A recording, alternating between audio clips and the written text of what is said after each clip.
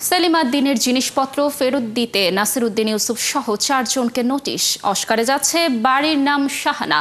শাহরুখ আরিয়ানের বিরুদ্ধে ওয়াংখেড়ের করা মামলা আদালতে খারিজ। চলে গেলেন ইতালিয়ান সিনেমার স্বর্ণযুগের অভিনেত্রী ক্লাউডিয়া কার্জিনালে। এক নজরে বিনোদন দুনিয়ার খবরাখবর আফফান মিতুলের প্রতিবেদনে। নাট্যকার প্রয়াত সেলিম আল-দ্বীনের পদক পুরস্কার পাণ্ডুলিপি ফেরত দিতে নাসিরউদ্দিন ইউসুফ বাচ্চু সহ 4 জনকে লিগ্যাল নোটিশ পাঠানো হয়েছে।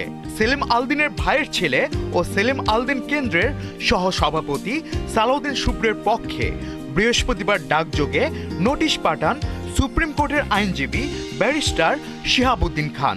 ফেনীতে অবস্থিত সেলিম আল-দ্বীন জাদুঘরে এসব মূল্যবান সামগ্রী সংরক্ষণ করা হবে বলে আইনি নোটিশে উল্লেখ করা হয়। ৯৮তম অস্কার প্রতিযোগিতায় অংশ নিচ্ছে বাংলাদেশের সিনেমা বাড়ির নাম শাহানা। আন্তর্জাতিক ফিচার ফিল্ম বিভাগে বিদেশি ভাষার চলচ্চিত্র হিসেবে ছবিটি নির্বাচিত করা হয়েছে। শনিবার সকালে ঢাকার একটি 5 তারকা হোটেলে Bangladesh federation of film societies আয়োজিত সংবাদ সম্মেলনে এ তথ্য জানানো হয়। সত্য কাহিনী অবলম্বনে নির্মিত বাড়ির নাম শাহানায় দীপা চরিত্রে অভিনয় করেছেন আনান সিদ্দিকা। আগে তথ্যচিত্র নির্মাণ করলেও লিসার এটি প্রথম পূর্ণদৈর্ঘ্য চলচ্চিত্র। নিজের গল্প থেকে আনান সিদ্দিকার সঙ্গে যৌথভাবে চিত্রনাট্য লিখেছেন লিসা গাজী।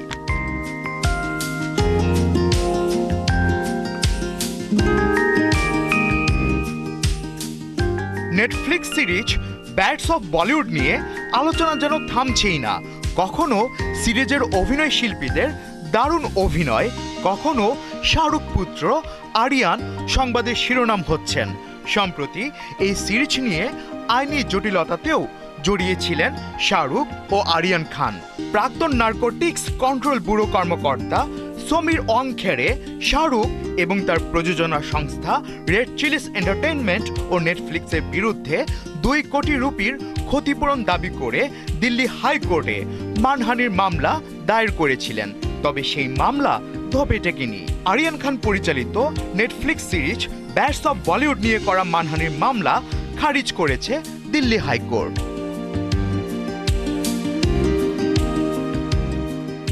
ইতালিয়ান সিনেমার স্বর্ণযুগের অভিনেত্রী ক্লাউডিয়া কার্জিনালে গেল মঙ্গলবার ফ্রান্সে মারা যান।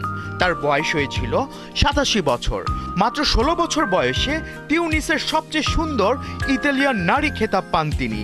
প্রথমে শিক্ষক হওয়ার স্বপ্ন দেখলেও পরবর্তীতে চলচ্চিত্র অভিনয়ের মাধ্যমে দর্শকদের মন জয় করেন ক্লাউডিয়া। আফফান মিতুল, ৭১।